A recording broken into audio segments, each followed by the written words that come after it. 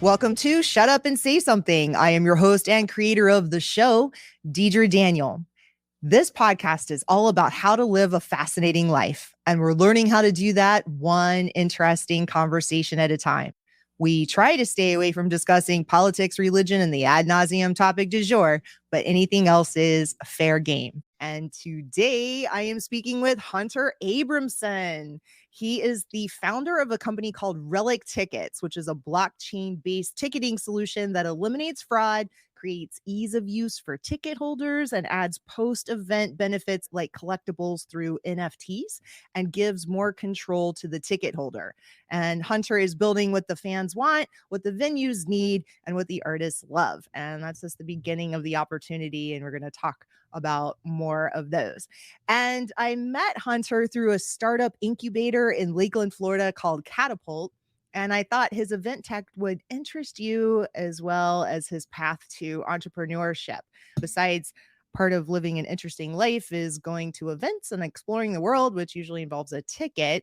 There is money to be made in the NFT market, which you need funding if you want this new interesting life. So we'll talk about that too. Welcome, Hunter. Thanks for having me, Deedre. Excited to be here. All right. I thought we'd just jump into the basics because there's a lot of people out there that don't even know what an NFT is. And here you are revolutionizing event tickets, but let's just take it back a step. What is an NFT, and can you explain it to me like I'm 5 years old? Yeah, so I have this discussion a lot, obviously. When I really started understanding what an NFT was, that's why ticketing came to me. The way I can explain an NFT, non-fungible token is what the acronym stands for, is really an asset. So when I talk about what is an NFT, the easiest way for me to put it into basic terms is saying it is just like a ticket. The data cannot be edited or changed once that ticket is created from the primary source. And then throughout the lifetime of that ticket, whether it's sold or resold and utilized at the facility, all of the tracking and data and association of who actually owns it are on an open source ledger, which cannot be edited and can be tracked throughout the lifetime of the ticket in perpetuity or the lifetime of the NFT. So that's probably the most basic way I can put it. Okay. A lot of people worry about scalping. So this prevents ticket scalping. Yes? Yeah. So prevents is a tough word for me because I think we're never going to eliminate scalping as a whole, because especially in the United States in a free market, there are people that are still going to want the benefit of being able to buy and resell something potentially at a profit. So what I focus on right now is how do we close that gap from a primary ticket, the face value, to when someone's entering an experience or an event. That pricing in between most of the time is up about 1,500% right now as we sit.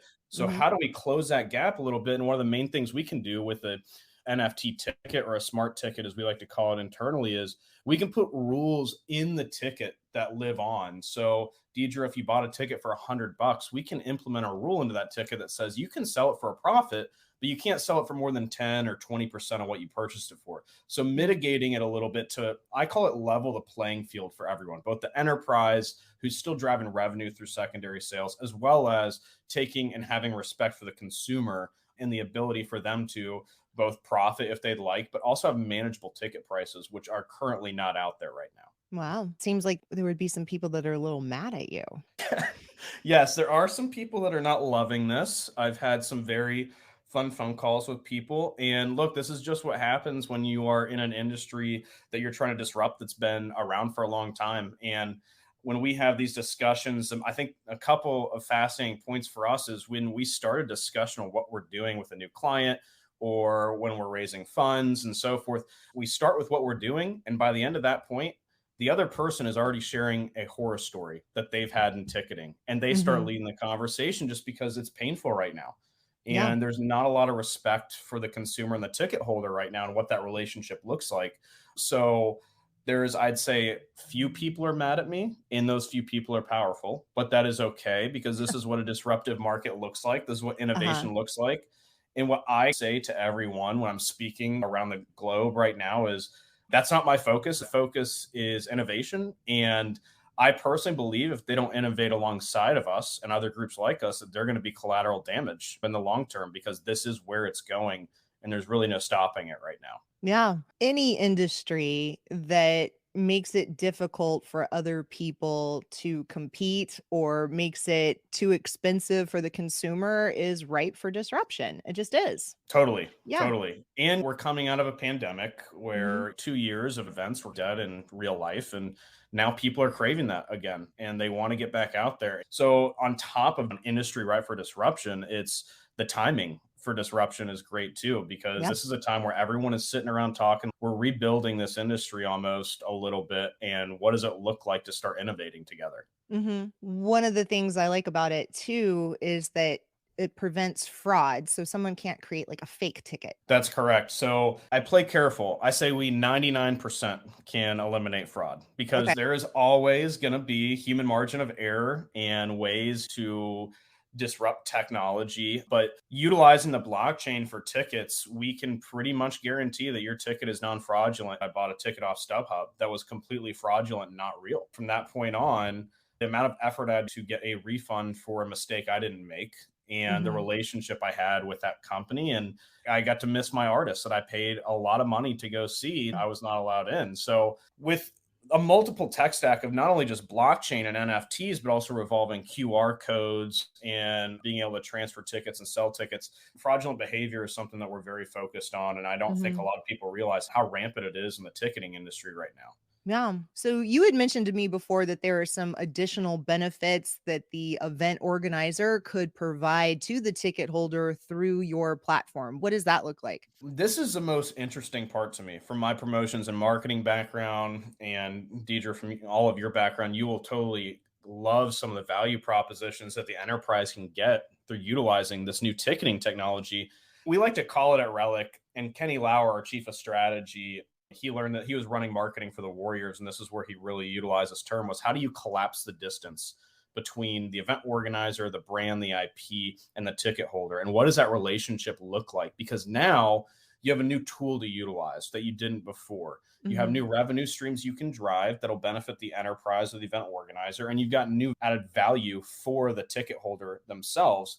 And how does that leveling of the playing field look like where everyone benefits? So from the enterprise and the event organizer side, a couple of unique things to utilize are sponsors and partners that have paid to come in and play in your event or your experience. Now, instead of just digital and signage and social and eyeballs to really track data on how valuable that sponsorship was, now we can do unique things like you can look at a Toyota club in an MLB stadium where we can actually attach Toyota rebates that are usable to the tickets for those people that attended that club, where now they're getting to understand, okay, now I see revenue driving from this sponsorship, not just eyeballs and branding. Now I Hmm. actually am seeing what it looks like to engage with my consumer base that I'm targeting at that spot. While at the same time, the consumer and the ticket holder are getting a great deal on something they might not have been able to get previous because it was just for those ticket holders that are getting that. So there's everything from that to a music festival that's typically once a year. Now you can have a relationship throughout the year because of this NFT ticket. The ticket lives on in perpetuity. So, what does it look like throughout the year to add value to your loyal fans that were there the previous year? Discounted tickets for just them the year Hmm. after, Hmm. merchandise drops, meet and greets with artists, and sponsor value ads throughout the year, VIP events, podcasts that you have token gated for these tickets. Okay, so how is that different from playing devil's advocate? How is Go that for it. different from just using the email associated with that ticket? So if someone purchases these tickets, now I have their email address so I could communicate with them. How are you making that better for the sponsor? So now they've got a direct line instead of over spamming on email Hmm. and utilizing email as a source of contact. The best way I like to put it is you're creating a community around your tickets. And I know we use the word community a lot. The thing I say all the time is none of this stuff is new. It's just a new tool. This is Hmm. all the same stuff we've been doing for decades in the marketing promotions world. It's just a new tool to utilize. And what does it look like to have that ticket in your phone to where it utilizes it as an actual communication source that makes them feel valuable because they own it. We know they own it. We have the data that says they own it. It's not getting spammed into an email. This is now a tool that can be utilized as a gateway entrance to everything you're doing. You do a merchandise drop, you can make it to where only the people that even have access to that web page have that ticket in their phone, and they can connect to that web page, and it opens up a whole new world.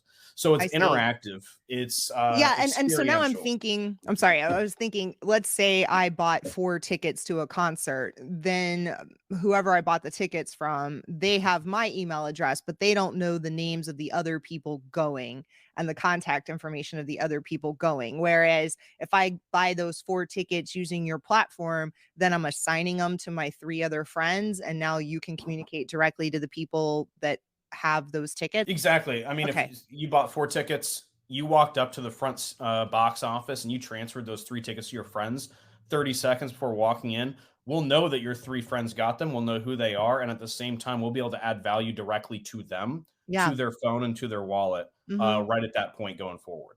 Okay. Yeah. And so that's a big difference, a big departure from just having my email address, knowing I Yes. bought 4 tickets to that concert. So another thought I have is I have a shoebox filled with concert tickets and event tickets that I've gone to over the years. And I'm like, what am I going to do with these? Do I keep them? And it just becomes something in a scrapbook that generations later look at.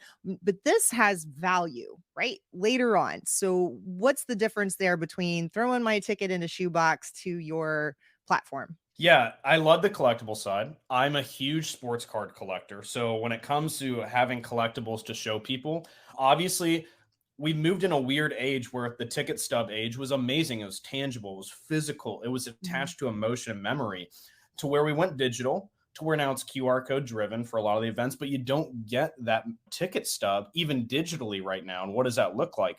So for Mhm. us, it was, how do we make sure that not only are you getting the collectible that you can socially share, that you can prove you were at the event, that you can show people, hey, this is my collection of tickets and events I went to because I'm a loyal fan. Yeah. But from that point on, what utility and value can you add to that ticket? Because it's not done yet. That ticket is, I call it a literal live entity. When you buy a ticket with us, that entity is alive in perpetuity. Now, how do we help educate the event organizers and the enterprises and brands utilizing us to then drive value, meaningful value to those Mhm. ticket holders, not random spam filled opportunity, but real loyal, meaningful value to those ticket holders that they weren't done at that experience. Now they get to live in it for, Yeah.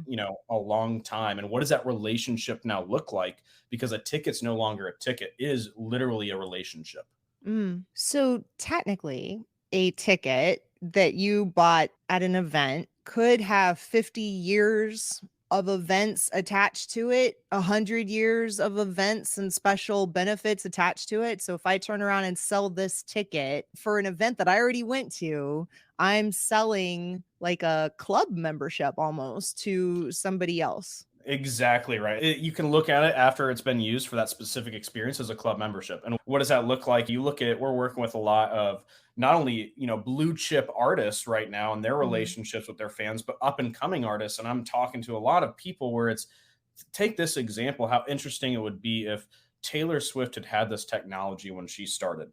She had all these fans who were coming to see her at small little venues as she was growing, Uh-huh. and then she could have been in control of that community, the value adds. What does that look like to create my community, collapse the distance between me and my fans as they're following me and liking me before I'm getting big? Now you can look at Taylor now and you can go back and say, if she would have utilized technology like this over the past 10 years, she could literally, if she wanted to, pinpoint specific people that were at her first couple concerts and say, hey, thank you so much. I'm doing a show at Madison Square Garden. I want you to sit in the box because you were one of my first fans that supported me Oh, I 10 years love that. later. I love that. Oh, I Yes. absolutely love that. Yeah, that is fantastic. Okay, I'm going to tell you a story about an event that I went to, and it has multiple little tangent stories attached Love to it. it. And then I want you to tell me how your platform, how your tech would have played in that situation. Perfect. Okay, you might need to take notes because I think there's several points here along the journey of this ticketing experience I had. And it Deal. even starts, it's based in San Francisco, where you are right now. So I'm in Lakeland, Florida. I'm talking to Hunter on StreamYard, which seems like it's hiccuped a couple of times. So hopefully there wasn't a mess up there in some of your awesome explanations. Every once in a while it sounds warbled like a robot swimming underwater. Okay. All All right. right. All right. So it was 2010 and I flew into San Francisco and there are traffic jams everywhere. People are honking their horns, flashing their lights, and it goes on through the evening because they are going to the World Series. And I'm going to be in town for the World Series. My hotel is only a few blocks away. I think it's AT&T Park. Yep. Sometimes they change the name of those places. I was pretty sure it was AT&T Park. And I reached out to the head of the sports marketing division at Geico and I said, is there any way I can score some tickets to the World Series? I'm here. I got a couple of clients here. I got a couple of people from my team here. I could take them. If you have any extras, I could raffle them off in the expo hall. We could generate some leads that way. And they said, all right, let me look into it. So they reach out to their partner over at Fox, who happens to have 4 tickets for game 1 and game 2, and they overnight them to my hotel. And so the plan was the first night I was going to take 2 clients and someone from my team to the game. And on the next night, I was just going to raffle those tickets off in the expo hall for conference attendees. So the day of game 1, I get an email from someone else at Fox saying, we have 20 other tickets. We didn't know what to do with them and we've overnighted them to you. Here's the tracking information from FedEx and they'll probably be there maybe an hour before first pitch. I'm like, oh my God. So suddenly I had to figure out who are the 20 people I'm going to give these tickets to. They also weren't sure where the tickets were, and it was just shoved into an envelope by an intern or somebody and sent off to me. So now I had to figure out who's going to go to the World Series. And it's 2010, and I don't run with a pack of people that can just stop what they're doing, hop on an airplane, and fly to San Francisco. Those aren't my people. So I posted on Facebook, I have 20 extra tickets to the World Series. Who would like to come tonight? It's in a few hours, right? What that means is people are contacting other people that they know in the San Francisco area. And this is what winds up happening. I give 2 tickets away to a guy I met at a Fish concert in 1997 at the northern tip of Maine in an abandoned Air Force base. Okay, haven't seen that guy. Yes, so he scores 2 tickets. There's a woman who worked at Berkeley who I had met at a conference many years before. She tracks me down. She says, my husband and I would love to go. And my mother-in-law, who is this little old lady who loves the Giants, and she listens to every game on her transistor radio with this one little earpiece. And she would just love to go. Can we have 3 tickets? I said, absolutely. And then a guy that I knew, he's trying to sign a deal with us, like the Hyundai. It was a bunch of marketing dudes in this car space. He said, they're in town. Could you hook them up with some tickets? Yeah, absolutely. So now I'm going to hook them up with some tickets. I talked to the manager of the hotel. I said, I am going to be giving you a lot of tickets in some envelopes for people I don't know. Can you make sure they get them? And I'll give you 2 tickets for the honor of doling these out because I don't know when they're going to be showing up to the hotel. So she's like, absolutely. So she's going to be the keeper of the tickets. And I said, please let me know as soon as this FedEx package arrives and all that. Another woman that I know is flying in to San Francisco and she says, oh yeah, I was smoking a cigarette outside of the airport and there was a guy in a Giants jersey who was flying up there just hoping he could be close to the action.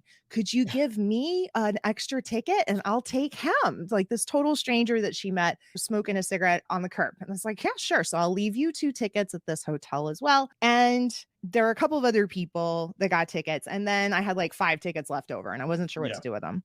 All right. So the envelope arrives and these tickets are not in the same place. They're all over the stadium. And so I have to look at the seating chart to figure out where all of these seats are. 2 of them are right behind home plate, just a few rows back. I'm like, well, that's where I'm sitting with Justin. Of course. And so then these other tickets are all over, but they're great. But the street value in my hand was a down payment on a very nice home. And in some parts, easily. And in some parts of the country, maybe even could have bought a home. So I'm shaking. My phone is practically melting. We don't have those awesome batteries like we do now and all that. I'm trying to find an outlet. All these random people are reaching out to me. And now I'm walking down the street with 5 extra tickets. So I've put all these tickets in envelopes. I've labeled them. I've handed them off to the manager of this hotel. And I'm walking down the street and I'm like, who am I going to give these tickets to? I have 5 tickets grouped together. What am I going to do? And so I'm looking around and I see these scalpers and they're trying to sell these tickets. I'm like, I can't stand next to them and say free tickets. I'm going to get stabbed. Right. So, and I keep walking and then I see these 5 people decked out in orange and black, and they're getting ready to walk into a bar just because they wanted to be close to the action, right? And I said, are you going to the game? And they're like, why? Do you have tickets? And I said, yeah, I do. Here you go. And I hand it to them. And they're like, nah. Oh my God. They're just freaking out. They're jumping up and down. She just gave us free tickets. And then the scalpers turn and look at us. And then other people look at us. I'm like, oh, we got to run. We got to go. Like, we're going to be attacked. Yeah. And so we get there just as they're singing the national anthem. I sit down. I'm sitting next to this little old man who says, you're in the scouts seats. Like, who are you? I'm like, yeah, these are amazing. Guy Fieri was like a couple of seats down. Like, we were sitting by like all these celebrities. And this little old man was such a diehard fan. He had a binder and he would show me all the players. All right, you see that player right there? He doesn't get past first base. I'm like, oh, let's see if he can get past first base this time. I mean, he had all the stats with him. It was great. Absolutely wonderful. So how would your platform have made a different story there? Yes. Wow. First of all, that's an awesome story. Second of all, oddly enough, my dad has pretty much the same story from the Super Bowl. And I've never heard of someone else going through this. Literally 20 tickets as well. Same really? Number. Yes. Oh, interesting.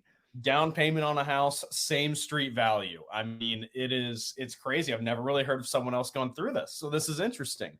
Huh. We were meant to talk. Exactly. So there's a lot there. The first thing I will say, the most interesting thing for me coming from the enterprise and business side is, why were there 20 free tickets sitting there to the World Series? Why is the public not open to buying them? That's my first go-to. Yeah. And that's a major problem in the industry right now, is a lot of people don't realize that most of these major events for both artists and sports, a large allocation of those primary tickets are going directly to brokers. And the public talks about sitting in the queue and waiting in the line to try and get their tickets directly from the source. There is maybe sometimes like 10% of them open to the public. The rest is like going to brokers. Yeah. Which is automatic movement in price to scalping in the secondary market. So for me, it's interesting to hear, even for a World Series game, that there's still allotments of tickets that size that have not been open and given to the public to purchase properly, and that they're held up into hours before the game. Yeah. That's crazy to me. Our system, just in that area alone, because of blockchain technology and how we are working with specific venues of that size, is they get to, instead of releasing the tickets really with a third party, they're in charge of it. So the venue itself, let's say AT&T Park, like, they would be in charge of the release of those tickets. So they would know how many are going directly out to the public, where they're going, what sponsors and partners are getting them, and be able to track that data to understand, while really being in control for the first time ever of those tickets. They're really theirs. We want to be a platform that we are powering them. We are not really taking a brand name and being like the ticketeer. We want to put the power back in the enterprise's hands. So when it comes to the allotments of tickets, that is something that we are heavily focused on with a lot of these larger venues, and what that looks like to distribute them to the public correctly and distribute it directly into their hands rather than through brokers. Another interesting thing you talked about the envelope and leaving the envelope at the hotel. I remember those days growing up in the sports entertainment world. My dad always dropping tickets off at hotels around a venue, just like that. Hey, someone's going to pick them up. I got 2 tickets for you if you could do this. I kind of miss those days. It was exhilarating. But when it comes to a situation like this on our platform, what would have happened is whoever called you to give you that 20 tickets of allotment, they would have called you and said, hey, Deedre, I'm going to send over 20 tickets. Check your phone. I just sent them to you, all 20 of them. What you'd be able to do is go through on the platform through a seat map, check where every ticket is, and then say, hey, you know what? I'm going to give these two to this person, these two to this person, these two to this person, all done from your mobile device in 1 or 2 clicks that are either being sold to someone else on a marketplace that's a secondary market, or in your situation, a quick transfer, literally of just like, hey, guess what? Got the 2 tickets. I'm texting them to you and transferring to you right now. All of that is going directly into them. As soon as they accept that transfer, that the blockchain is updated to understand who actually has those tickets. Okay, so for the 5 strangers I saw on the street that I just handed the tickets to, I would have just asked them for like their personal info, like their cell phone, and They how would would have I? just they would have just had to have our application that we're working on right now to where you are next to them. You would not have had to exchange any personal information. You Okay. could have just in the geo tracking and vicinity of them, you would have been able to transfer their tickets through our application without Uh-huh. having to trade personal information. Oh, wow. Huh. All right. So there was another part of the story I didn't tell you. All right, let's hear it. Okay. Did you cover all of your points? I did. You talked about raffling some of the tickets off. That's another fun use case to utilize for NFT tickets is raffling tickets off to be able to create different value adds for nonprofits and whatnot, and how that interaction looks between like a nonprofit raffling something off to an experience and how they still Yeah. get to play a part in that experience Mm-hmm. rather than them just going to the game and having won it at a silent auction. So those were probably my main points that I took away from that. I will say, you talk about the traffic jams and everything around AT&T Park and stuff. A really interesting thing that we are currently working on with one major venue is, what does it look like now that this ticket's a living entity, to attach it to your hospitality and travel, to be able to utilize it with the major brands. And so what does it look like to leave AT&T and have a discount code for Uber because of your ticket, and have Uber completely organized to be able to get people out of that venue to then drive to your Marriott hotel or whatever hotel you're staying at, Uh-huh. and drive food and beverage and drive Mm-hmm. that relationship throughout not just that experience you went to for the Giants, but what did it look like after? Mm-hmm. And I would imagine too that certain fans also like other things in common, right? And Mhm. if you listen to this music, you're going to like this band as well. And so they could possibly share some events, I would Yeah. imagine. We have talked to artists who normally would never work together, who are talking about how do we work together to now utilize NFT tickets Uh-huh. across both of our experiences because we have the same demographics in our fan base. So, how do we give them more value together? Yeah, that's great. Okay. So, for us, this is all about collaboration in the space right now. Collaboration is where we're living. How do we all work together to create the same goal, which is leveling the playing field in the ticketing industry, fixing the pain points, and being able to add value and elevate it for the first time in a long time? All right. I'm going to tell you this other story and I'm going to leave out the names of Okay. somebody. Okay. All right. So the woman who was smoking a cigarette and started talking to that guy outside of this other airport and was flying into San Francisco, she offers him this ticket. Now, the woman is gorgeous. She's absolutely gorgeous. And this guy, not so much. I'm sure his mother loves him. Like everyone's beautiful on the inside. I'm not judging the guy. He's, not so much. So he has now had this beautiful woman offer him a free ticket to the World Series that he just wanted to be close to. He just wanted to go to the bar and be as close as possible. Maybe he could buy a scalp ticket, but he thought he wouldn't be able to afford it. He just wanted to be so close because he was such a fan. So this woman offers him a ticket. He gets off the airplane, hops into a cab with her because they really weren't doing Uber that much. Yep.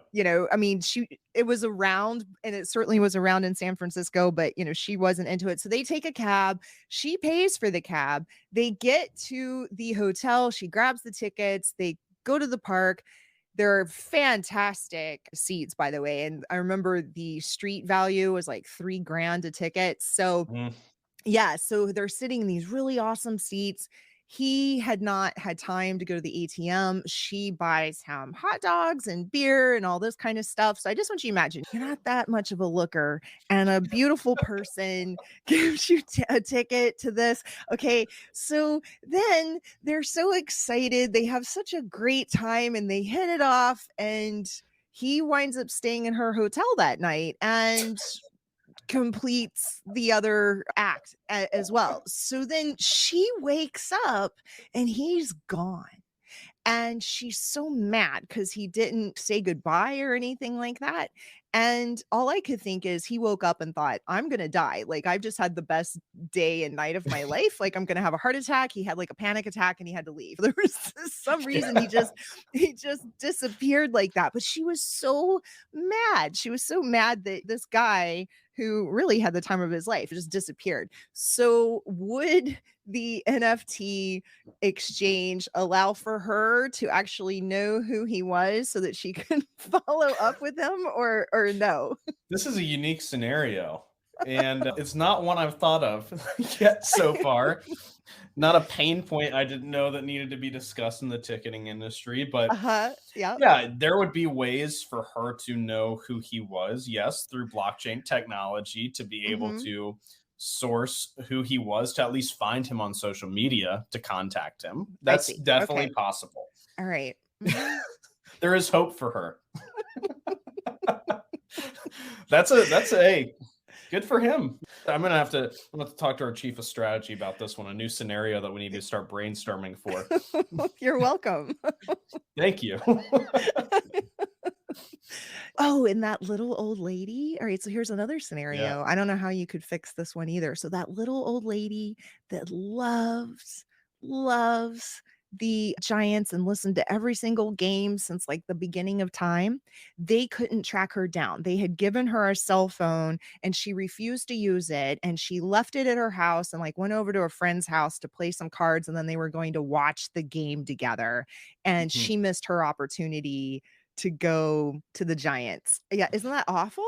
Oh, that's a tough one to swallow. Yeah, and they said, "Well, she always has her cell phone with her now, and we always wanted her to have it, and she just wouldn't keep it with her, so she does Yeah. now." But I'm like, "Oh, that's a terrible lesson." You left the ticket and you didn't have the cell phone number to reach her to get it? No, I left the 3 tickets with my friend whose mother-in-law was the diehard fan. They got the 3 tickets, but they couldn't track her down to take her to the game with Uh, them. So they went to the game without her. And so then that was one more ticket that went, technically unused. yeah. Well, I mean, I think times have definitely changed digitally to where these are on us now nonstop. And Mhm. what does that look like? And yeah, I mean, in that scenario, you tracking her down or not, you could have been able to send her a ticket directly to her. So even if you didn't track her down and let's say she found her cell phone and like Uh-huh. it was after 3 innings, she'd have her ticket and she could walk in and utilize it right there. I don't think anyone is really forgetting about their cell phones these days. I think this is something that is on everyone nonstop, Mhm. and why everyone talks to me about blockchain ticketing and how it's going to revolutionize. And I'm telling people, guys, we haven't even really fully gotten digital in ticketing yet. Like we're just getting there to Yeah. where we're just now getting away from paper tickets. And there's states across the country like Florida that do still have like equal opportunity acts as it pertains to ticketing specifically, that you've still got to provide paper for people that can't afford digital or a phone. Oh. And what does that look like? So we're not in a movement of just like Web3 technology and all these use cases. We're in a movement of still, digitizing what the experience world can look like right now. And what plans do you have for the metaverse then? So I realize we're still Oh, talking about paper tickets, but let's move forward. Let's do a yeah. big jump. I mean, how much time do you have for that one? This is a rabbit hole I love to go down. I meet with a lot of different C-suite execs in both metaversal builds as well as brands that are driving Uh-huh. metaversal engagement. And first of all, I always like to say we're in the metaverse right now. I think that term's been used to kind of almost create this mythical virtual Mm, reality world, but this is right here. What we are doing is still the metaverse, and yeah. how we're communicating right now digitally.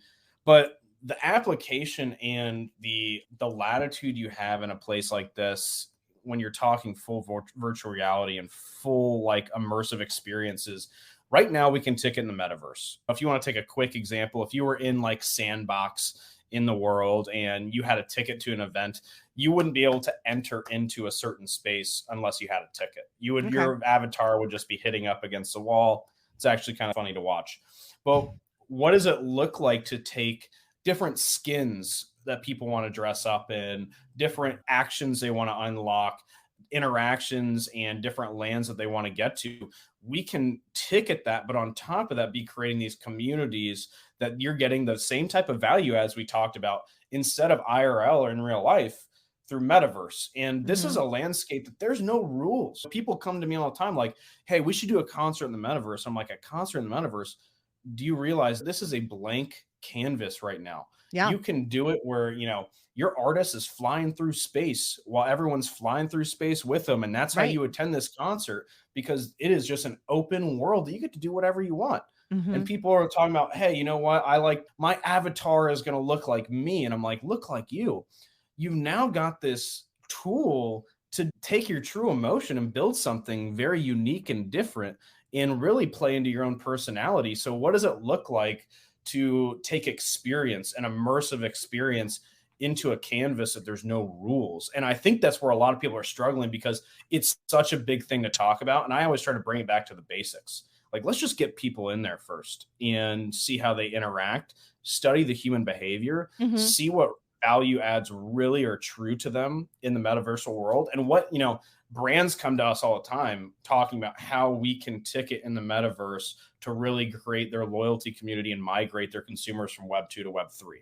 And what Right. does that look like to do? I always talk to them about do something in real life that adds a metaversal aspect Are you to talking start. like maybe more augmented reality where you're bringing Yeah. like the two together so they could be at a physical, in real life concert and then they Yes. have their augmented reality glasses on perhaps and because Yes. they have your ticket then they're having a different experience. Yeah, like here's a great example. So we're working with a global brand right now. It's in the fashion industry that essentially wants to migrate their consumers from Web 2 to Web 3 Mhm. to collapse that distance. So what we're doing with them is an in real life activation, an event, an experience that you can buy a Relic ticket, you can go, you can attend.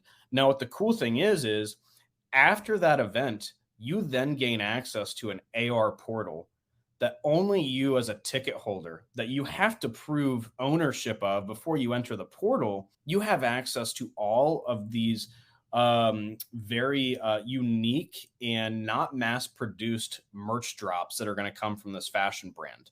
So you get to go in there and actually shop in a metaversal portal with access because of our ticket and the event you went to previous to get access to things that no one else can except if you went to that event. That's really exciting. Let's talk about professional conferences. I have over a decade of experience going to all of these just professional conferences. So, the American Society of Civil Engineers. Okay. So, they buy a pass to go to a conference, they could use your platform. What sort of things would they get in addition to? How can you imagine that Yes, experience? I'll give a quick an example because we do work with we're ticketing a conference right now in San Francisco that's going on, and what does it look like coming from the conference world that they really survive off of sponsors and partners pretty heavily. Mhm. So my big play with conferences is I think the time of knickknacks needs to end. And I think the time of fidget spinners and coffee cups with brand logos. I literally just left a conference right outside of San Francisco where I have this swag bag of quite honestly just like crap. Like I don't want to use any of this. None of this is real. And none of this I'm going to bring home. So for us, the conferences, obviously, we're a great new ticketing source, especially for data for the partners and sponsors and for the conference and event organizers, new sources of data for them to use. But you look at the relationship between the sponsor and partner and how do you take away all those physical items and add value and stuff like, hey, you know what? We are a CRM platform that sponsored this conference. Instead of sending you home with a t-shirt with our logo on it, what we Mhm. want to do is after the event, we're going to send you a discount coupon code because you were here at this event. And we're going to send you a 4 weeks only, a personal, contact to work with you on getting your CRM set up because you were at this event. I see. So Okay. how do you add the value in a meaningful way? Like we talked about, that's not just tchotchkes. Mhm. To elevate that event and say, if there's a conference out there where I'm walking away with all these new relationships and value adds from these other companies that are there, I'm going to want to go there next year because it's going to be the same feeling and the same value I'm going to get and Mhm. elevate it a step at a time throughout really since the inception of a conference all the way to 10 years down the road. How do you tie those entire 10 years in together? And then also from a ticket, how do you make it a lot easier to transfer personal information? Deedre, just met you. Hey, you know what? I like you. I'd like to follow up with you. Can we trade Mhm. contact information? Yeah, here's my ticket, touch phones, trade info, upload. How do you really collapse that distance, not only from the sponsor and partner side and the event Mhm. side, but from the peer to peer as well? And then you also would see what events they go to at that conference as Yeah, well? pretty Mhm. much. Yeah. There is a meaningful way to use data that is not harmful to the consumer, but elevates them. And that's what we're really focused on in the experience world is yes, blockchain is going to have to be a little bit more public in data. Like that just is what it is if it's going to be Mhm. utilized correctly. But how do you utilize the data to better the consumer experience rather than to sell off to brands to use for their own experience? How do you really drive the flow and that relationship throughout an experience because of the data you're getting? Huh. I think about all of the associations I've dealt with over the years and how they struggle to maintain membership and to keep Hmm. that value going and to be able to stay in touch with them in a relevant way. And they're trying all these different platforms or what have you. But it seems like the event ticket is where they had that awesome experience with the organization. And that seems like a great launching pad for a stronger relationship with them Yeah. going forward. And we're just at the beginning of all this. I keep trying to remind people, even though everyone's heard of NFTs left and right, that was a hype cycle. Yeah. And now is the time that real utility and use cases are coming out. And we are at the beginning of what this all can look like. When you start really, like we just talked about, being able to form a real bridge between the digital and physical, Mhm. that's where it's really going to take off. And what does that look like? And how deep does it get? We don't know yet. When it's the one thing I tell to everyone is if you talk to someone and they say they're a web expert in Web3, you run really fast the opposite direction because Yeah. no one is an expert yet. And we're all Mhm. learning. I had an episode with Dr. Louis Rosenberg, and he has 300 patents pretty much in the metaverse space. And Wow. he's very much alarmed by the potential abuses in privacy. And I know Yes. you're talking about some things that have to be open for everyone to know, but what are you doing to protect privacy going forward? What are you keeping your eye on? Like, okay, that's creepy and that's good for everyone. I know there's got to be a Yeah. line somewhere, There right? is a line. There's a line. And after dealing with so many different tech companies on this journey, I've gotten to see where that line's been crossed quite a bit. Mhm. I think if you are utilizing data and privacy, there's a way to do it in which there is value added to the consumer and they're okay with that data being utilized for that purpose. Now, I think when it gets into the points of, selling data to other brands that you don't know what they're going to utilize it for, that's something we're not in the business of. But there is a group that you talk about privacy and data. And for us, we're focused on just making sure you get to the experience and that it's not a fraudulent ticket and that you're getting it at a good price. We have a partnership with a group called Unstoppable Domains, which is amazing. Sandy Carter is running all their partnership side. She was at AWS and IBM. And what they are focused on is how do I bought a you couple of domains from them. Oh, okay. Well, I love we work with I'm them pretty Deidre. I often. just got it right there. Yeah, I was like, I'm getting my name. Yeah. Well, perfect. And Yeah, and then I had to move it into cold storage with Gemini. I'm like, what the heck is yeah, this? Yeah, all right. So, that's the stuff I'm trying to fix too. Is like the usability. I mean, come on. Like we uh-huh. shouldn't be talking about cold storage wallets right now if we want mass adoption. Like just not going to work. Uh-huh. Yeah. But we work with them heavily because of that purpose is what they're doing right now is basically a domain that creates a login source for you to utilize for Google, Facebook, Mhm. Twitter, email, all that. But you control your data. You control the data that's shared. So each relationship with each login that you have, you can say, I'm willing to share this data, not that data. And it Mhm. gives the power. What Sandy and I speak on together at a lot of different places is Web3. There's Web1, Web2. Web3 is about giving the power back to the consumer, letting Uh-huh. them control their privacy, letting them control their data. For us, when it comes to a ticket, we ask for very minimal information. it's pertinent information needed to make sure that you really are screened to that you can enter an event and that everything's okay. If something goes wrong, we know how to reach you.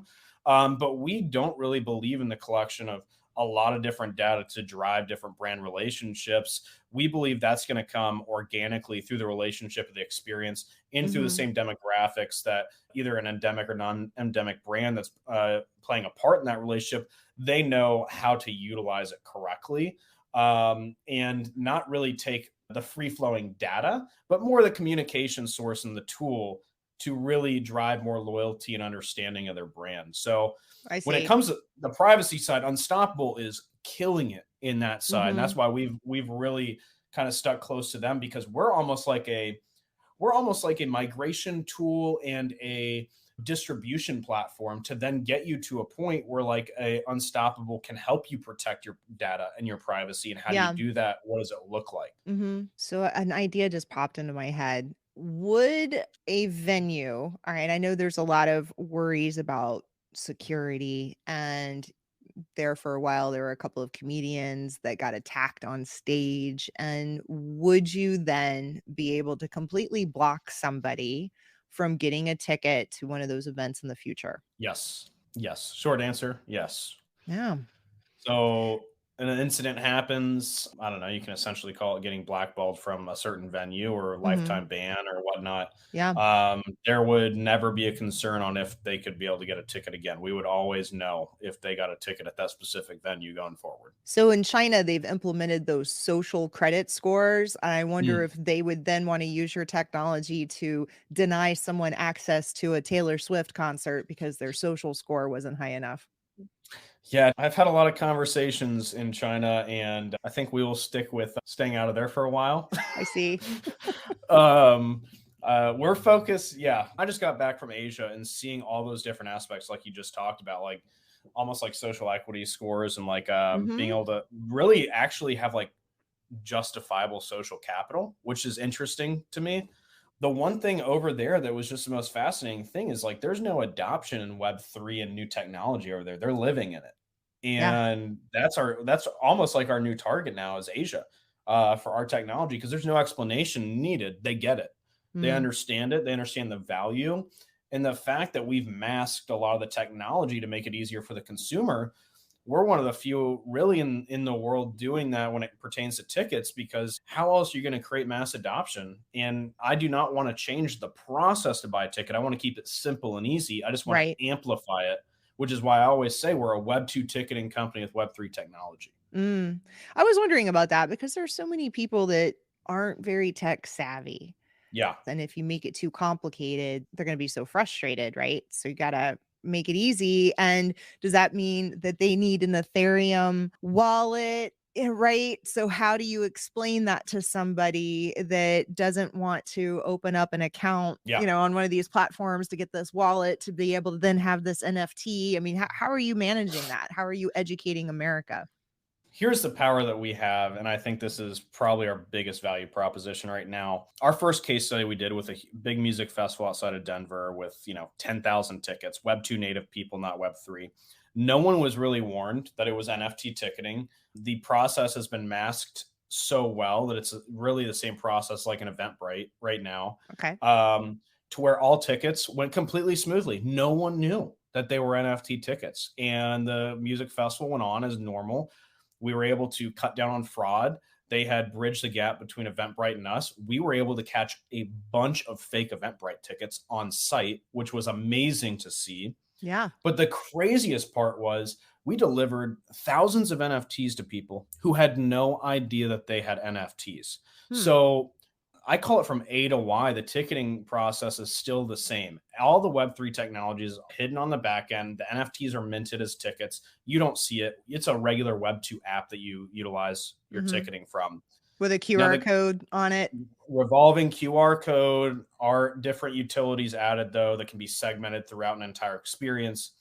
Now, when we started adding value and utility to the maybe 100 people that claim their NFTs, so when you scan your ticket, if you do want the benefit of the NFT collectible and the new engagement source, you will copy and paste your Ethereum wallet in there. Mhm. and it'll go directly into your Ethereum wallet and be decentralized from there on out to where I you see. now own that. Now, the interesting part was we started adding utility and value to those people who claimed them. And we had a flood of people come back and say, teach us how to download a wallet. I'm seeing Mm, my friends get this value. I want in, teach me how to get into Web3. okay. So then we got to sit and we got, a new source for us. We had to educate. And that's why I also say we're mostly an education company right now, not a ticketing or tech company, because when they came back, we had the power of drawing and really migrating all these people through IRL experience and FOMO, really, of a Mm-hmm. community to where they came back and they legitimately wanted to know how they could be involved in Web3, how they could get their ticket and get their value for the next year. Wow, that's great. But that's Denver. I do feel like other parts deep in the heart of America might be a little more difficult. And then you also have people still going for the paper tickets, right? The paper tickets are going to be the biggest battle for us. We can do paper tickets. It just you kind of lose all of the Web3 protection off of Mm, that. hmm. But because we are so based around Web 2 ticketing and really the UI and consumer experience is really Web 2 based, we can do an event of up to 100,000 people where no one knows about NFTs. They don't want to take advantage of a new engagement source, but they get to take advantage of de risking themselves with fraud and any secondary market values that they have. And on Okay. top of that, these event organizers for music festivals and stuff, they've never gotten to play in their own secondary ticket sales before. Mm, Now they do. For the first time ever, it's a new revenue source for them. yeah. So they actually sit in the royalty stream when tickets get resold in the secondary market as an event organizer. So they So still it's get paid. So as the ticket gets transferred to someone else, they're still getting paid off of it. not if it's a free transfer. If it's a sale, yes. Okay. All right. So if I gave it to a friend, no. But if I sold it, Correct. Yeah. okay. Yeah. Yep. Does the artist get some extra money off of that? Yes, we are implementing artist royalties as well into some of Yeah. these too. So for the first time ever, they get to actually play in the ticketing source, Wow. I bet they which is love unique. that. They are quite big fans. Yeah, I would imagine. Oh, this is Well, great. we're just trying to level the playing field Uh-huh. because there's such a gap right now. We're trying to make sure everyone gets the value they deserve. So what are the odds that Ticketmaster or some of these other companies are going to copy you? Um, there's always a topic that let's see. Here's my personal beliefs. Okay, One, if they don't innovate alongside of us, they will be collateral damage in the long term. sure. If they do not implement blockchain ticketing. And I'm not talking about the announcement they just made where they partnered with Dapper and are adding NFTs to the end of the ticket. They're not looking at the real problem here.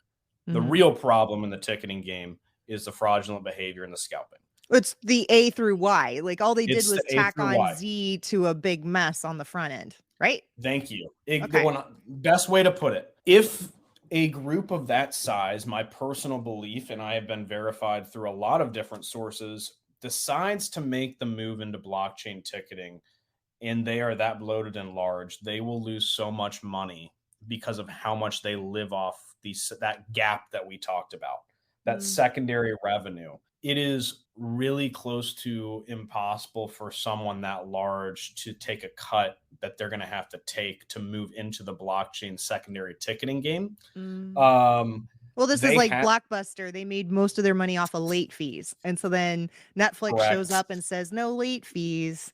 And That's they're like, we can't get rid of our late fees. We need it. I mean, everyone always talks to me and says, like, this is basically what we're talking here is Netflix Blockbuster.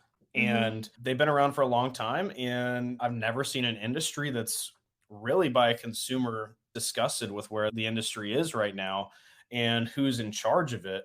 I don't think they have the ability. They have bought a lot of blockchain companies to potentially move in that direction, but they don't, from what I understand, have the ability to really plug in new technology. You've got to build this stuff from the bottom up. This Yeah. is a full rebuild and not a plug-in. Having been in many board meetings with certain people, if they don't really understand the tech and then they're Yeah. trying to put a band-aid on something that really just needs to be knocked down and, like you said, built from the ground up. I mean, people just don't have the stomach for something like that. You're at a certain layer in your career and you just got to start over at the Yeah. same company. That's too much. They just can't handle that kind of change. And you add the timing onto it, right? Like I said, we just went through the pandemic. these bigger players in the space are hurting financially still from Yeah. having to recover through this. This is a time where people are recovering still in the experience world. So for us, this is a really fun time because people did not know they had options for other tickets before. And Mm. so now they're starting to find and explore what other options would look like. And for the first time in a long time in this industry, they're seeing, hey, you know what? There's other people that we can use that maybe benefit us a little bit more and benefit our consumers at the same time. That's really awesome. I'm so excited for you. I mean, this Thank is you. really impressive, and I can see so many applications for it. I mean, Yeah. so many possibilities. It's So, yeah. we're not just looking at live sports entertainment. We had a meeting a couple of days ago regarding public transit. What does public transit look like in the large cities like San Francisco as it pertains to blockchain ticketing? What does it look like to go ride the subway or the trolley and get off and say, oh, wow, Blue Bottle Coffee is right there. And this ticket just gave me a $5 off a Blue Bottle. That's Mm. pretty cool. I was on some telematics projects at Geico many, many, many years ago. And Yeah. I was talking to all these different vendors that said, yeah, what we would like to do is approach people as they're in the car and give them discounts on their typical commute homes. It's the same kind of thing, right? Yeah. So yeah, Totally. Totally. you know their schedule and you know Yep. that they typically like pizzas on Wednesdays. And Send them a pizza. yeah. This is my big thing in venues. What my end goal is, Deidre, for you to be sitting at a venue that you love, that you maybe you're a big Bucks fan, I don't know, and they know, hey, Deidre gets the same hot dog every week. You know what? As an organization, I'm going to send her a free hot dog for the Mhm. last game directly to her and say, thank you so much for being here all year. And we know you Yeah. love this hot dog. It's on us this time. Yeah, that's great. I love that customer experience. Yeah. Yeah. It's for us, it's collapsing that distance. That's where we That's want to live. awesome. It's time for the pet peeve segment. Everyone has those little things that annoy them, but we rarely mention them when we get to know someone. What are your pet peeves? My biggest pet peeve is someone trying to have a conversation with their mouth full of food. Oh yeah, yuck. Yeah, I don't That like is that. it's a tough one for me. That one I don't know if I'll ever get over. I've been working heavily on myself to be a little more lenient in that area, but that one's tough. Don't we all learn that though? Like chew your food, swallow, then talk. You would think, okay? You would think. Here's my other pet peeve, my main one, dating apps. Is Okay. my other pet peeve. I'm single and utilizing dating apps has been an interesting journey to just see the substance get taken out of getting to know someone and real organic connection when Hmm. it starts all in just text. And I think there's pure judgment out of the gates when you don't get to actually get to sit down and interact Yeah, first. completely. So right Right. now, that's the big rant I'm on. Dating apps. No, thank you. I have a concept that's been baking in the back of my mind for a while. It's called dating insurance. Well, please explain that. Well, It we don't sounds have amazing. time. You have a keynote you got to deliver soon, but we'll talk about that later. I'm Yeah. intrigued. Oh, yeah, I've thought about this for years. I have it all mapped out. I'm like, I know exactly how this would work. And the insurance companies, I mean, talk about data, right? I mean, there's Oh, just yeah. so much. Yeah, but so much that people could share with each other and kind of cut out the garbage. And there's billions of dollars that is lost every year to, I would say, romance scams as Yeah. well, Oh, where I'm people are sure. getting suckered out of their money. And then a lot of people don't trust each other. There's so much that we could help with building trust so that people could go out on more dates and maybe open up a little bit more and bring back that organic dating that you're talking about as Tinder well. Because swindler is real. it is, it totally is. I wrote a screenplay about something like that. Yeah, I know that got completely hoodwinked and I would say hornswoggled. And I knew when I first met her, I'm like, this person is not who she says she is. It's a comedy, but at the same time, it's a tragedy as to how it ended. What were you afraid of as a child? And what are you afraid of now? What was I afraid of as a child? My mom had very intense mental health issues. I'm very open about this part of my story. And she took her own life because of mental health. And Mm. I think my biggest fear, this plays for both. My biggest fear as a child watching it in my home and as an adult right now is that people are not taking mental health as seriously as they should and that people aren't talking about it. I've been in recovery for 2 years myself, and mental health is a major piece of my life that I focus on very heavily. And watching it being able to transform me as a human, and then watching other humans focus on not the small little steps that can maybe help them get out of some tough points. For me, my biggest fear right now as a child and for the world is that people are not focusing on mental health enough, even after the pandemic and what we Yeah. all went through. Oh, yeah. That was trauma. Trauma, Yeah. trauma, Big trauma. time. Yeah. So yeah, that I'd say that's for both. One of my biggest fears about metaverse as we talk about it is that people are thinking this is going to replace in real life. And I'm a Mm-mm. true believer that you can never replace in real life. And the smells and the touch and the noise, it is irreplaceable, and it's going to be an additive to our life. It's not going to be a replacement. Yeah.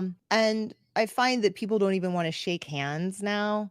Yeah, And that might be the only form of touch someone has all day because that's so a many people are lonely. that's a dopamine hit for some Yeah. people to touch Hmm. another human, just, that they don't know, just to feel skin to skin. That could help someone's entire week right there. Yeah. Because they're not getting hugs. Correct. Yeah. Totally. Hmm. Rounding this out on a positive note, what are you looking forward to in the future? What I'm looking forward to in the near future is just growing this company. It's just been a blast. And the team I have around me, I'm extremely blessed. The support I have, it's odd being in a space that's so early and being able to consider ourselves first mover in a space. And that's a lot of fun for me. So in the near future, it's just growing this company with my team and enjoying the journey, not looking too far into the future to not enjoying what's happening now. And that's something we focus on in the company very heavily is even with a small win, let's celebrate for a couple minutes. Like, this is awesome. Yeah. Let's Yeah. enjoy this journey and not be stuck in just the hustle of it, which we have to be, but let's enjoy what we have now. And my long-term goal is being able to really disrupt an industry that's needed disruption for a long time. And we're focused on everything from the political side to the tech side, being a voice for the consumers to be able to give back to them and have a platform that they truly can not only trust, but they feel respected by. And that is something that our chief of strategy focuses on so much is how do we make them feel respected, because they're not right now. I love that. And now it's time for the very interesting game show. This isn't trivia. Throw accuracy out the window and give me your most ridiculous and creative answers instead.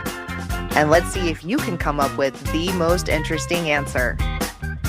Are you ready? And some of these are new questions that I wrote just this week for you. Okay. So let's see how they land. All right. Artificial intelligence will fire workers in the future. How do you kiss up to a robot boss? Hey, maybe people will start dating robots here in the future. We don't know. I Maybe know. that's how. AI scares the hell out of me. Even being in the tech world right now, AI freaks me out. And I've had to see some of the AI very up close, Uh-huh. and it's a little scary. So legitimately, there's no winning in that sucking up game. They're going to be able to read you if that's the case. Oh, yeah. I guess they will, huh? Oh, it's some You of these can't AI. feed them a virus? Like, here's some code. Maybe, I don't know. I mean, that's a super technical side. I'm talking about is interacting with this AI bot. I've watched them where they are like, they can read you. They can read your emotion now. It's getting Oh, scary. yeah, that is scary. See, we could talk about that forever, but I know you got to go. So I want to just You're move to good. the next question. All right. Very few English words rhyme with the word silver. I want you to make up a word that rhymes with silver and give it a new definition. Oh, all right. All right. I'm going to use the word contilver Okay. that I'm And going what to does make that up. mean? Contilver is the consolidation point of all tickets for hospitality to travel to live experience. So controller, did I say control? I did say controller. Yes. So controller is essentially the main point that if you want to get a Uber, a hotel room, a plane flight, and then go to your favorite concert. You have the technology in your phone, utilizing the consolidation of Controver to get there. I love that. And I hope you say that at your next keynote. You I should will just say like, that today. this is the word, this is what it means. And everyone's going to be writing it down. Like, I've never heard this word before. Like, I yeah, love that that's question. yours. That's a really good question. Not only is it like really make you think, but it's such a good left and right brain question. You know, Thank you. It's a new one. Utility and creativity in one word. That's amazing. Thank you. Thank you very much. And then now I know what makes you think. Oh, I'm getting into your Yeah. head. Yeah.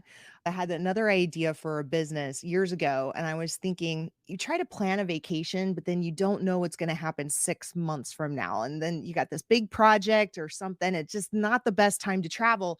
But then there'll be this random weekend where you don't have anything going on. You're healthy, family's good, the weather's good. You'd like to go somewhere. And wouldn't you just love to have everything instantly taken care of so that you could hop on a plane at an airport close to you, short distance, get there to the concert, you have a hotel, you have Uber pick you up, you got your meal all lined up, you even have clothes from like one of those subscription services just waiting. Like you just show up with maybe your medication, your glasses, contacts, and you don't even need a toothbrush. Like that's there too. You just show up, have your quick vacation, and then get out of there. I think you could do that.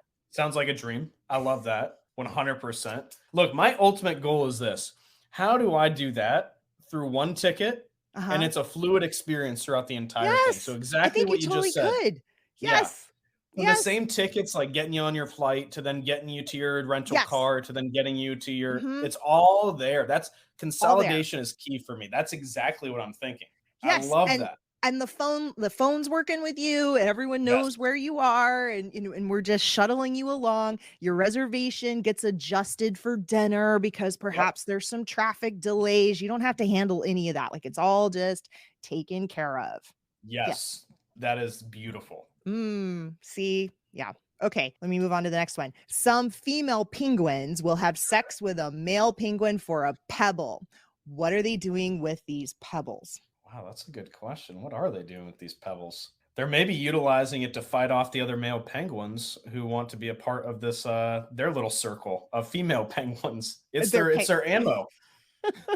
Oh, they're throwing them? They're throwing the pebbles? Okay. Yeah. As much as a penguin could grab a pebble, they're tossing them at the other male penguins. That's how they fight now. I'm going to say that's how they fight. Yeah. Okay. All right. So it's ammunition. All right. Next up, cockroach milk has 4 times the protein as cow's milk. How do you milk a cockroach? Just eat the cockroach. What are you talking about? No question.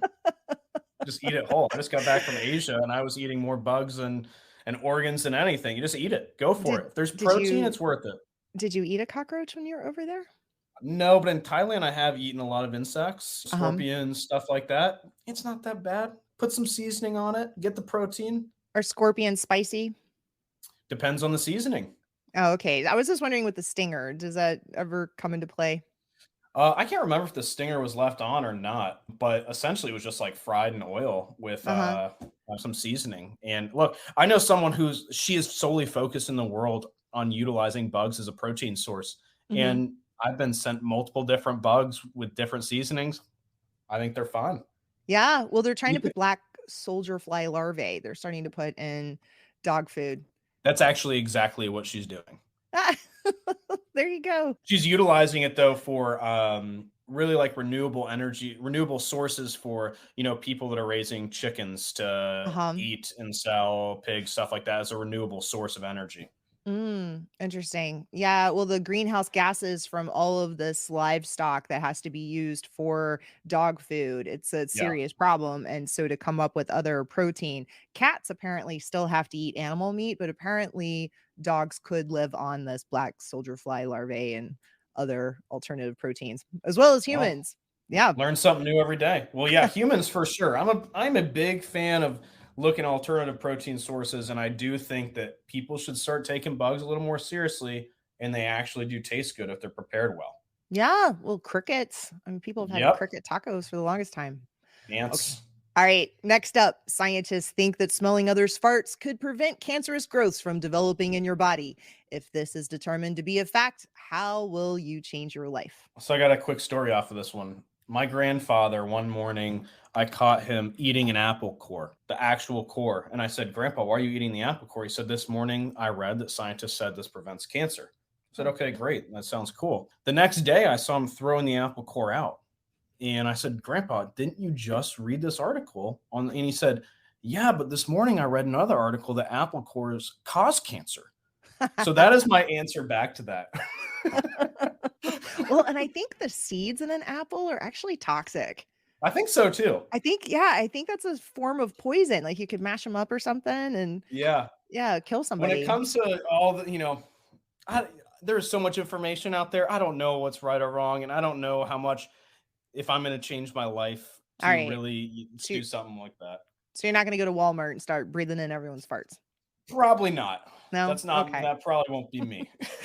Yeah. All right. So the last question, which I end every episode with, what should have been invented by now? What should have been invented by now? I mean, what do I think has not been invented that should be?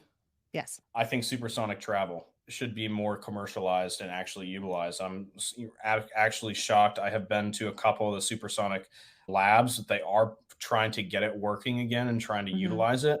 I am absolutely shocked that we do not have a faster form of travel than a 737 or an Airbus to get from New York to Tokyo. Like, where is that? How can we get that rolling again? Because the Concorde was amazing and it truly did change a lot for the world. Let's get that back. Why did that go away? Do you know? I think it went away because of pricing, honestly, in the business model. They started out by having tickets being priced so low. From the story I heard, executives and the C-suite executives didn't realize the pricing was so low, and they started overbuying tickets, and they just couldn't keep up with the business model to justify that type of travel. I think now we're at a different point where people are willing to spend the money. If you have a high price ticket to get from New York to Tokyo or London in 2.5 hours, like, I will 100% pay more for that. And then it's an NFT as well. And then it's an NFT ticket. Exactly. All right. Thanks, Hunter. How can folks get in touch with you? You can go to my social media. I really am on Twitter a lot, Hunter Relic _, and obviously Hunter Abramson. Shoot an email if you want. I'm pretty open on email. It's just hunter@relictickets.com. Okay. All right. And those are my main sources of communication. And do you have any last words of advice to the listeners about embracing NFTs? Don't be scared, because right now I totally see why it looks scary. But let people like our groups work on creating it an easier way to utilize it, because I will tell you the technology that is underlying for these use cases is beautiful and will bring value to you. But be patient with everyone working in this space and don't be afraid. All right. I love that. All right, everyone. Until next time, be interesting.